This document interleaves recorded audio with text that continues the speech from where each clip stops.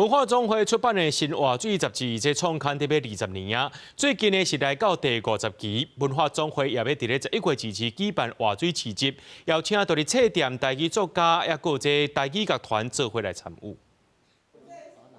你有偌久无看过杂志？由文化总会发行的杂志《新话水》，对2017年开始开放发行，到达已经满50期啊。文化总会表示，为着要贴近少年朋友的想法，大期的排版内容拢真活泼，想要打破大家对传统杂志的印象。就侪咱新一代的，像大学生啊、少年人啊，伊就爱咱的这个杂志，就是因为讲伊无这个框架啊，伊袂用。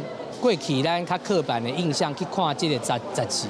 文化总会讲，伫咧这个科技进步、充满 AI 的年代，更加需要做杂志，因为杂志才有温度。所以文总表示，新话水杂志唔但关注新的文化，也重视台湾文史的整理。亲像有一期的杂志，号做《新台剧2.0》，内容咧讲台剧创作者和土地情感，因为因希望会当做一本未过期的杂志。这样的一本杂志哦。 只有在这个时代，只有在这个地方才做得出来，它大概就是一个不会过期的好的杂志。全世界还有什么地方、什么人会做出一本标题叫《大猫咪》的杂志？